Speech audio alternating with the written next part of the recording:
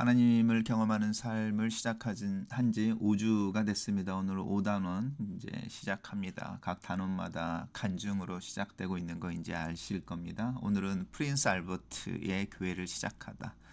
캐나다에 사시는 분들은 이 프린스 알버트가 어디에 있는지 아마 아실 겁니다.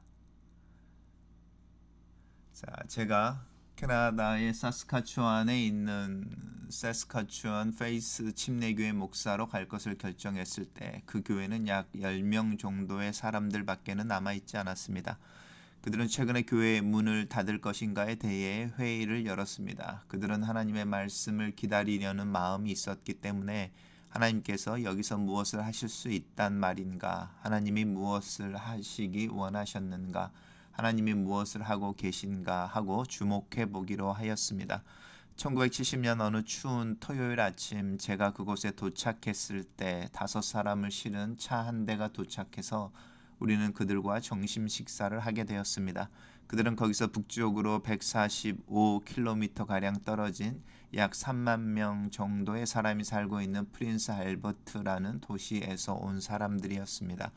그들은 제가 사스카추안에 온다는 소식을 듣고 달려온 것이었습니다. 그 후 그들은 기도를 시작했고 제가 그들의 목사도 되어야 할 것이라는 확신을 하게 되었습니다. 그들은 그들이 받은 하나님의 말씀을 우리와 나누려고 온 것입니다. 그들은 제가 20년 전은 10대 소년이었을 때 하나님께 이렇게 말씀드렸다는 것에 대해서는 잘 몰랐을 것입니다. 하나님, 만일 당신이 저를 목회 사역으로 부르시고 또 제가 운전할 수 있는 거리에 사는 사람들이 성경 공부반이나 교회를 원한다면 저는 가겠습니다. 이 사람들이 저에게 오라고 부탁했을 때 저는 안 돼요 라고 말할 수 없었습니다. 페이스 교회는 한 번도 지교회를 지원한 일이 없었습니다. 저 역시 지교회를 지원하는 교회에서 목회한 일이 없었습니다. 우리 자신의 기술이나 경험을 믿고 우리가 일을 진행시킬 수 없었습니다. 우리는 전적으로 하나님의 인도하심에 매달릴 수밖에 없었습니다. 프린스 알버트에 있는 하나님의 사람들의 마음을 움직이는 것은 하나님의 역사라고 우리는 확신하게 되었습니다. 그들이 우리에게 오도록 인도된 이상 우리는 그것이 하나님께서 우리가 어디에서 하나님을 섬겨야 하는지를 보여주신 것임을 깨달았습니다.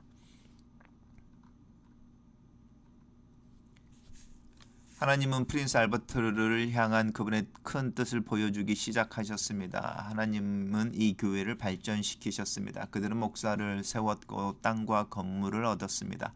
그리고 그 교인 수가 증가하기 시작했습니다. 그들은 러브, 스미톤, 멀페트, 디지털 그리고 리오빌에 각각 세 교회를 세웠습니다.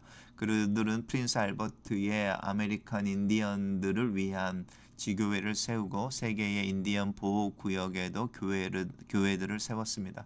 그리고 그들은 니피완, 라론즈, 데산벌트, 컴벌랜드 하우스 등의 이웃 도시에도 중요한 사역을 시작했습니다. 그들은 인디언 추장들을 위한 연례 회의와 부족들을 위한 모임과 북사스케추안 주에 널리 퍼져 있는 인디언들의 모임을 시작했습니다. 진정으로 하나님이 우리에게 요구했던 것, 상상했던 것을 초월하여 하나님은 일하십니다. 간증을 들으면서 무슨 생각이 드셨는지 모르겠습니다. 저는 특별히 프린스 알버트라고 하는 지역이 이제 저한테는 뭐 낯설지 않아서 이 이야기를 하면서 이 내용에 대해서 조금 더 생각을 좀 더 해보게 되는 것 같습니다. 하나님께서 오래전에 기도했던 그 기도를 응답하신다. 근데 저는 이미 이제 저자가 자기 어린 시절의 기도를 기억하고 있다라는 것도 참 놀랍습니다. 20년 전의 기도인데 그 기도를 기억하고 있다는 것도 참 놀랐습니다.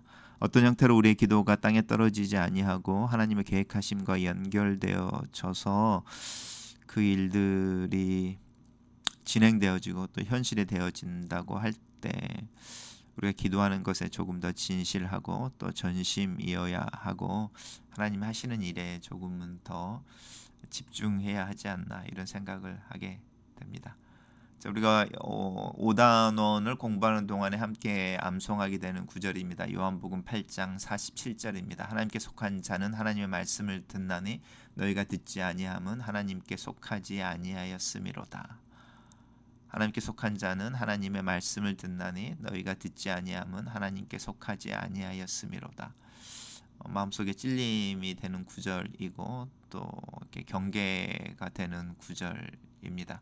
내 마음속에 하나님의 말씀에 대한 사모함, 또 그 말씀을 중히 여기는 마음이 없다면 어쩌면 내가 믿고 구원받았다고 하는 이 신앙에 사실은 견고하지 않은 이제 모래 위에 지은 집일 수도 있겠다. 이런 생각을 이 말씀을 보면서 생각하게 됩니다.